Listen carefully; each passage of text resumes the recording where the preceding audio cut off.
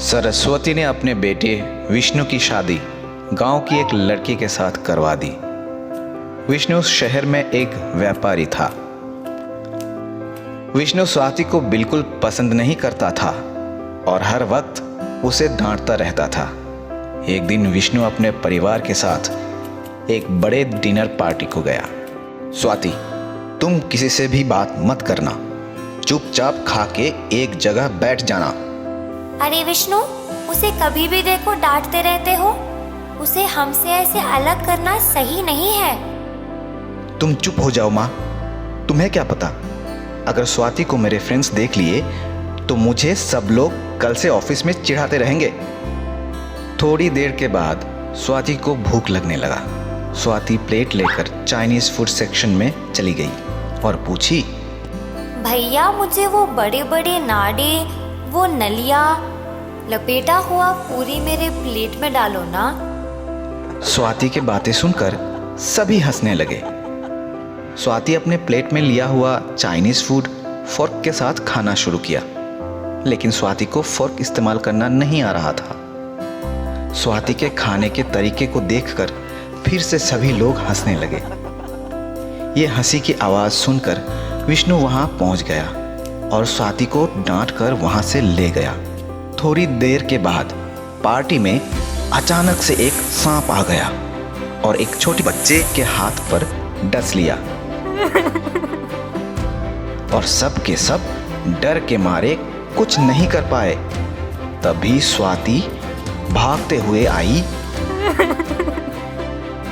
बेटा रोना मत, मैं हूं ना, मैं तुझे बचा लूंगी। हाथ मत हिलाना, ऐसे ही रखो। ऐसे बोलकर अपने साड़ी को फाड़कर सांप के डसने के दाग से 4 इंच ऊपर बांध दी और अपनी मुंह से के हाथ में से सांप की जहर निकाल दी। सांप के खतरनाक जहर से बचा ली। स्वाति की साहस को देखकर सभी स्वाति का प्रशंसा करने लगे। स्वाति, मुझे माफ कर दो, मैं आइंदा तुम्हारी बेइज्जती नहीं करूंगा और मैं गर्व से कहना चाहता हूं कि स्वाति मेरी पत्नी है। I love you Swati. ये सुनकर सभी लोग तालियां बजाने लगे। आनंद अपनी बीवी साक्षी को लेकर ऑस्ट्रेलिया छोड़कर इंडिया आ गया। इंडिया में अपने माँ बाप के साथ रहने के लिए निश्चित किया। आनंद के पिता सुरेश को अपनी नई बहू साक्षी को देखकर बहुत खुशी हुई। आनंद के माँ लक्ष्मी को साक्षी ज़्यादा पसंद नहीं थी और लक्ष्मी को काम करना पसंद नहीं था। एक दिन लक्ष्मी ने साक्षी से पूछा, साक्षी, मेरे लिए एक कप गरम चाय लेकर आओ। अरे माँ, मैं अभी तो नींद से उठी हूँ, अब मुझसे चाय बनाना नहीं होगा, फॉरगिव मी। ये सुनकर लक्ष्मी को गुस्सा आ गया और सुरेश को बहू के बारे में शिकायत की। लक्ष्मी, तुम चिंता मत करो, नई बहू है ना, फॉरेन से आई है, धीरे धीरे काम सीख लेगी। रुको, मैं तुम्हें चाय पिलाता हूँ। फॉरेन से आई है तो क्या हुआ, ये कोई बड़ी बात नहीं है। मैं भी देखूंगी कितना जल्दी काम सीख लेती है। थोड़े दिनों के बाद, अरे साक्षी, शाम को बाजार जाकर ये सामान ले आना। नहीं माँ जी, मुझे शाम को ऑनलाइन क्लास है, मुझे एग्जाम के लिए पढ़ना है, सो आई एम सॉरी। लक्ष्मी फिर से सुरेश को शिकायत करती है कि अरे ये कैसी बहू है, एक भी काम ठीक से नहीं करती, सारा दिन खाना पीना सोना और फोन पे बात करना। हे राम। लक्ष्मी, मुझे वो लिस्ट दो, मैं बाजार जाकर सामान लेकर देता हूँ। तुम्हें तो फॉरेन के लोग बहुत पसंद हैं, अपने बहू को कुछ काम ही नहीं करने देते हो। ये लो, फिर तुम ही ला लो। ऐसे ही घर का सारे काम सुरेश अकेला करता था। एक दिन साक्षी आनंद से अपनी MBA एडमिशन के लिए पैसे मांगे। आनंद ने उसे इनकार किया। तभी साक्षी ने लक्ष्मी से पूछा, सासू माँ, मुझे MBA एडमिशन के लिए 1 लाख चाहिए। हे राम, इतने पैसे? तुझे पढ़ने की क्या जरूरत है? चुपचाप घर का काम सीख ले। अरे लक्ष्मी, ऐसा मत कहो। इस जमाने में सभी को पढ़ाई करना चाहिए, तभी तो सोसाइटी में रेस्पेक्ट मिलती है। साक्षी, मैं तुम्हें एडमिशन के लिए पैसे दूंगा, तुम अच्छी तरह से पढ़ाई करना, ठीक है? ठीक है बाबूजी, थैंक यू। अरे ये क्या है? दिन ब दिन बहू से आपका लाड कुछ ज्यादा ही हो रहा। उसे तो thank you, sorry, forgive me के अलावा कुछ नहीं आता। देखो लक्ष्मी, हमें साक्षी की परिवार से वादा किया है कि साक्षी को अपने बेटी की तरह देखभाल करेंगे, इसीलिए साक्षी के सपने पूरे करने की जिम्मेदारी भी अपनी है। लक्ष्मी सुरेश की बात मान ली और बोली, ओके सुरेश, फाइन। लक्ष्मी की बात सुनकर सुरेश हंसने लगा। बहू का जादुई आईना। रूबी एक शरारती लड़की थी। वह हर रोज गांव में किसी न किसी को तंग करती थी। रूबी कभी कभी पेड़ के पीछे छुपकर सबको पत्थरों से मारती थी, मटकी भी तोड़ती थी। उसकी शरारत की हद ही नहीं थी। सभी गांव वाले रूबी के घर आकर शिकायत भी करते थे, लेकिन रूबी के पापा भी उसे कुछ नहीं कहते थे, उससे बहुत प्यार करते थे। एक रात को रूबी ने एक भूत की तरह कपड़े पहनकर एक लड़के को डराया। भूत को देखकर वह वहां से भाग गया। अगले ही दिन शिकायत करने उस लड़की के माँ रूबी के घर आया। अरे ओ रूबी के माँ, क्या कर रही हो? रूबी ने मेरे बेटे को डरा दिया है, उसे अभी बुखार हो गया है, वह बाहर भी नहीं निकल रहा है।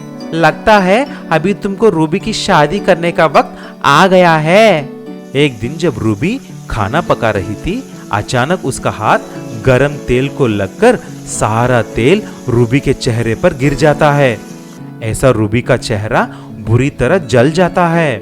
रूबी इलाज करने हॉस्पिटल जाती है और कुछ दिन के बाद लौटती है, लेकिन रूबी के चेहरे पर जलने का निशान नहीं मिटते। बहुत खूबसूरत दिखने वाली रूबी बदसूरत बन गई है। सभी उसको देखकर डरते थे। मेरा चेहरा बहुत बुरी तरह से जल गई है, मैं बहुत अंधविहीन दिख रही हूँ, मुझे अब इस दुनिया में नहीं जीना है। ऐसा सोचकर वो जंगल में चली जाती है। चलते चलते वह एक चट्टान पर पहुंचती है। वहां से कूदकर जान देने की सोचती है। तभी अचानक वहां पर एक साधु बाबा आते हैं और ऐसा पूछते हैं, बालिका, क्या हुआ है? तुम क्यों अपनी जान दे रही हो? पता नहीं आत्महत्या करना महापाप है। तभी रूबी सारी बात साधु बाबा को बोलती है। रूबी को देखकर साधु बाबा ने एक जादुई आईना उसे देते हैं। देखो रूबी, ये आईना रोज में एक बार ही इस्तेमाल कर सकते हो। हर रोज सुबह इस आईने में देखकर अपनी सुंदर रूप के लिए मांगो, ये आईना तुम्हारा हर इच्छा पूरी करेगी। रूबी हर रोज ऐसा ही करती गई, आईने का इस्तेमाल करती और सुंदर बन जाती। कुछ दिन के बाद सुंदर रूबी की शादी हो जाती है। वह दोनों पति पत्नी बहुत खुशी खुशी रहने लगे। लेकिन एक दिन जब रूबी आईने में देखकर अपना चेहरा बदल रही थी, तभी अचानक रूबी के पति उसको देखता है और चौंक जाता है कि रूबी कितनी बदसूरत है। तभी उसका पति ऐसा बोलता है, रूबी, ये क्या है? तुमने मुझे धोखा दिया है। तुम इतनी बदसूरत हो कि मैं तुम्हें देख भी नहीं सक रहा हूँ, चले जाओ यहाँ से। पति ऐसा बोलते ही रूबी समझ जाती है कि रंग और रूप को ही सब कदर करते हैं, गुण की तो किसी को भी परवाह नहीं है। ऐसा सोचकर रूबी उस आईने को फिर से उसी जंगल में जाकर उसी चट्टान से फेंक देती है। और रूबी समझ जाती है कि असली खूबसूरती रंग या रूप की नहीं होती है, लेकिन आदमी की गुण की ही होती है। बहू के सोने देने वाली भैंस। शेखरपुर गांव में रामैया और उसका पत्नी रमा रहते थे। रमा की जब शादी हुई थी, उसने काली नाम की एक भैंस को दहेज में लेकर आई। काली बहुत अच्छी भैंस थी। वह हर रोज 20 लीटर दूध देती थी। रामैया उस दूध को लेकर गांव में जाकर बेचता था।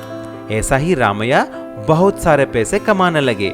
एक दिन रामैया ने शहर से गाड़ी खरीद कर लेकर आया। अरे रमा, जरा आकर देखो तो मैंने क्या लाया हूँ। अरे वाह, नया कार, बहुत अच्छा है। ये सब बातें पड़ोस में रहने वाले कृष्णा देख लेता है और लालच से ऐसा सोचता है, अरे ये रामैया तो दिन ब दिन अमीर होता जा रहा है, ये सब उस भैंस की वजह से है, मुझे कुछ करना चाहिए। ऐसा बोलकर उस रात को कृष्णा काली को उठा लाता है और अपने घर में बांध देता है।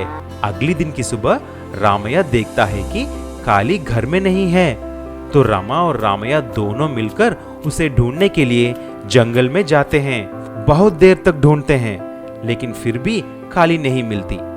जब वह दोनों उदास बैठे थे, तभी एक स्वामी जी वहां पर आए। तब पति और पत्नी सारी बात स्वामी जी को बताया।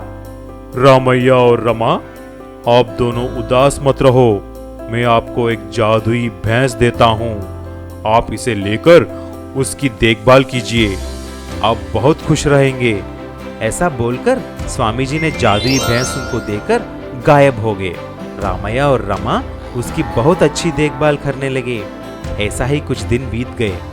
एक दिन जब रमा भैंस की गोबर निकाल रही थी, तो उसको सोने का एक बिस्किट मिला। रमा वह देखकर हैरान हो गई। तुरंत जाकर ये बात रामैया को बताई। अरे, गोबर में सोने का बिस्किट, वो कैसे? लगता है ये जादुई भैंस हमें गोबर में सोना दे रही है, इससे हम बहुत अमीर हो सकते हैं। ऐसा बहुत सारे सोने मिलने का कारण रामैया और रमा एक बड़ा सा मकान खरीद लेते हैं।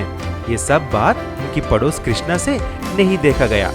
कृष्णा फिर से रात को जाकर छुपके से रामैया की बातें सुनता है। आज हमारे पास इतना पैसा है तो उसकी कारण ये जादुई भैंस है।